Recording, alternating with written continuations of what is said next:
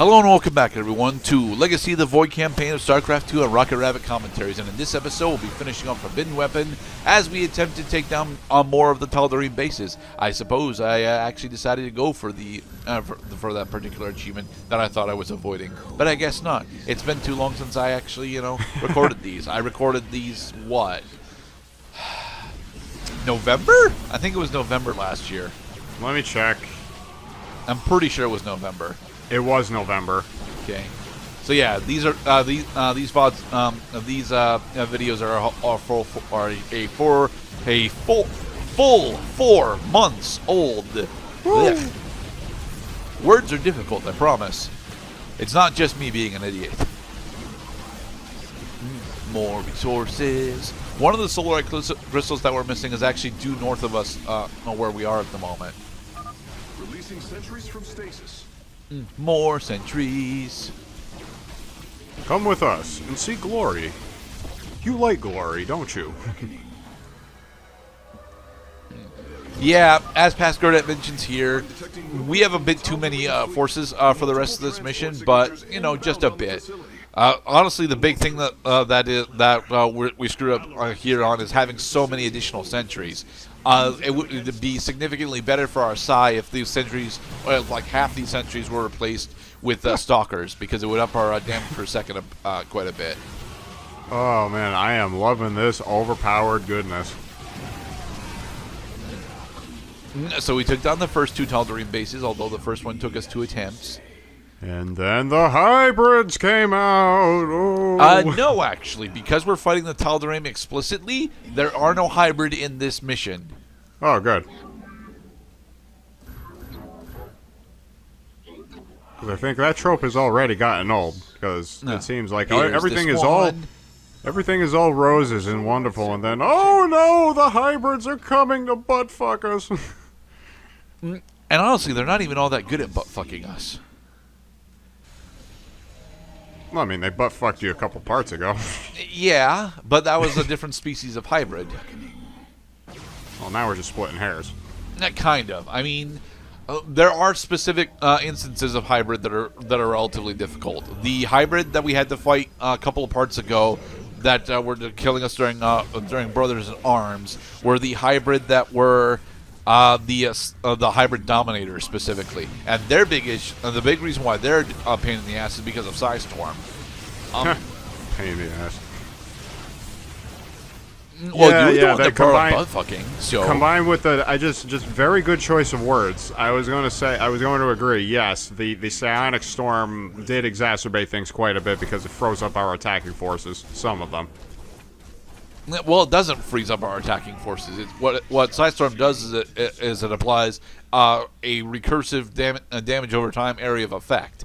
It's relatively effective at taking down biological units specifically. There's where that damn last piece of solarite is.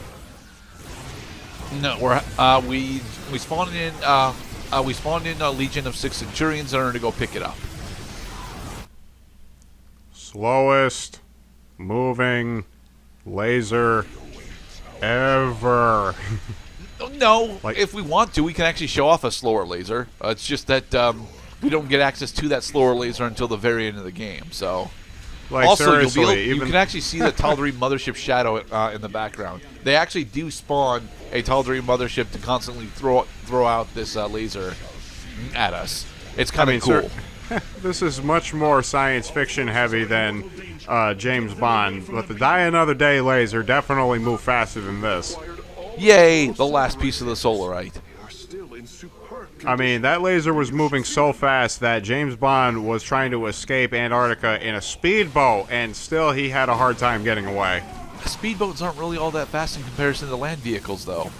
I mean, I understand that the laser needed to focus over the Palace of Ice because, magnifying glass laser over ice has to be steady for at least a short while, and then it melts and causes a spectacular display of destruction. Focus the disruptor on their location.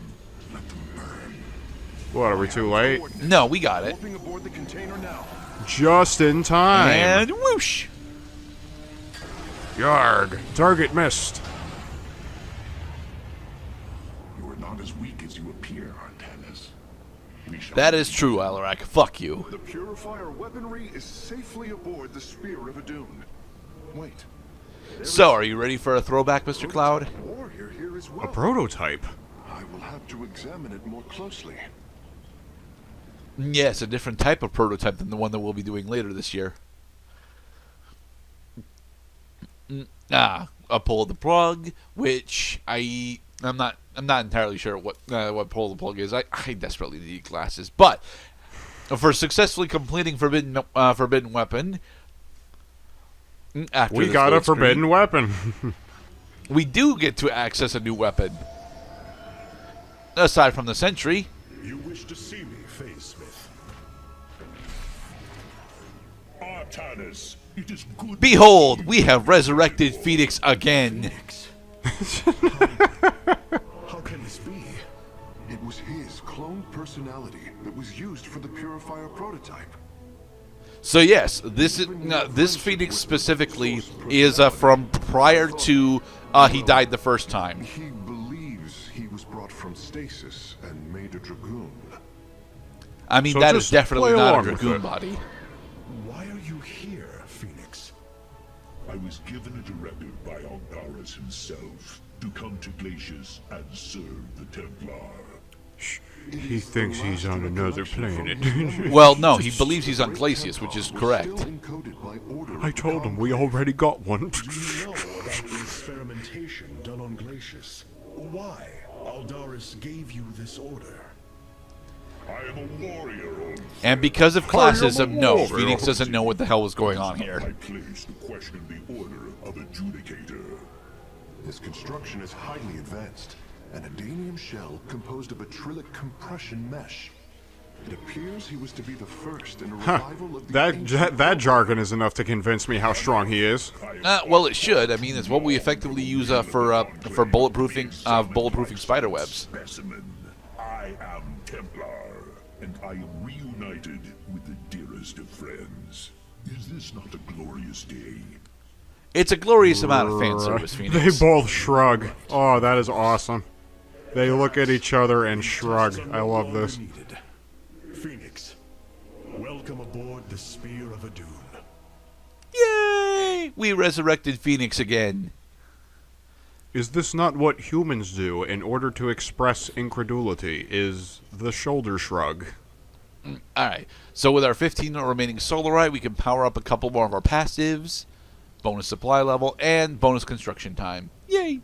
Now remember, Artanis, that when you talk to somebody who you think is absolutely full of donkey crap, that you roll your eyes too. Oh shit, you don't have pupils. Never mind then. Alright, and because we did Forbidden Weapon, we get access to a new factional variant of the Zealot, as well as we get access to the factional variants for Sentry, and actually Brothers in Arms gave us the factional variants for the Immortal, but you know, we already have the one that we want for that right now.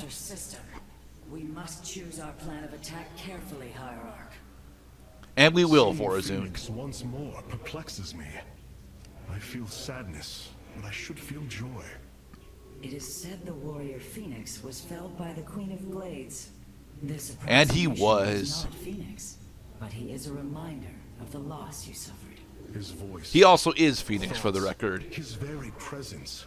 He describes memories we shared with such vivid recollection. Remember, it is not Like the actually time we him, went drinking Artanis. back in Antioch. My friend.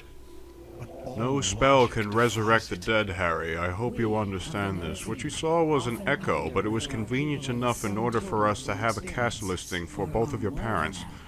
A truth lingering inside us. And Dumbledore was straight up lying about that, too. Phoenix has his own truth, or is little more than a flawed forgery. Necromancy exists in the Harry Potter universe. It just straight up does. Well, yeah, but you can't bring back their souls. You can resurrect their bodies, because Voldemort made zombies.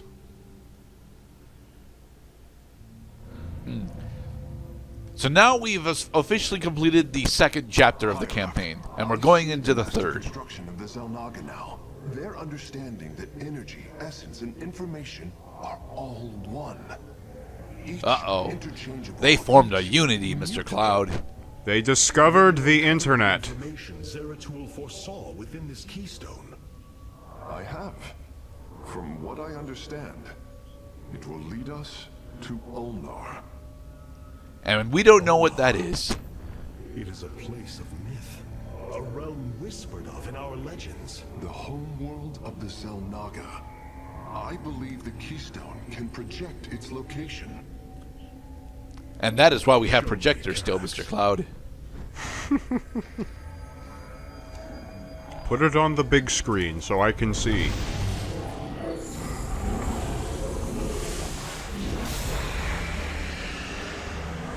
Like so. It cannot be. I must be in error. The Altarian Rift. That is impossible. Nothing can survive within such unrelenting forces. It appears I have failed you, Hierarch.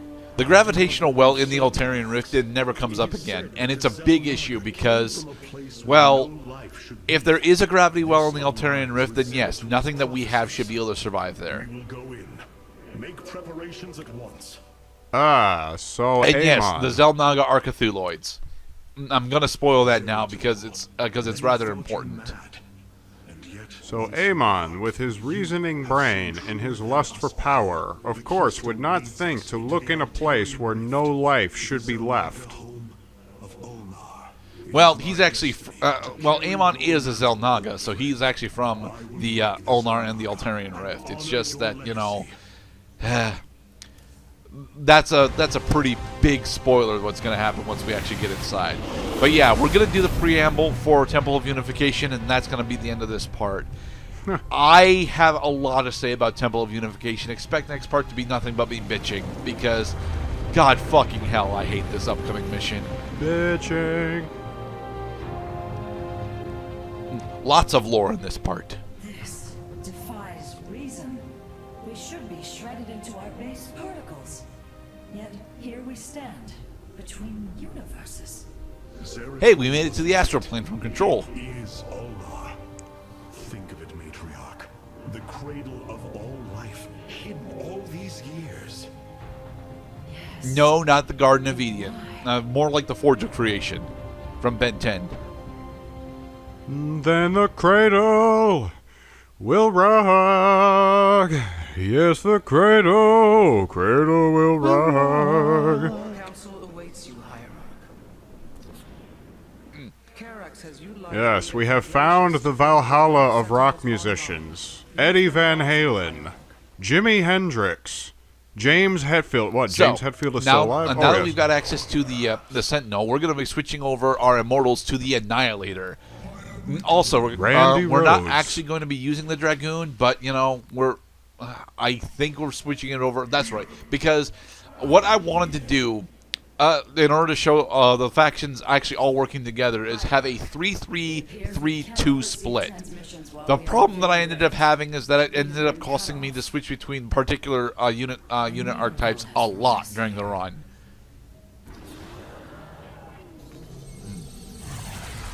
The Temple of Unification. We'll be unlocking the Phoenix in this mission. Fuck Phoenixes. Yes, as past Gerdat agrees with me. Fuck Phoenixes. At once they were our enemies. Now they are still our enemies. Yeah. Be safe, everybody.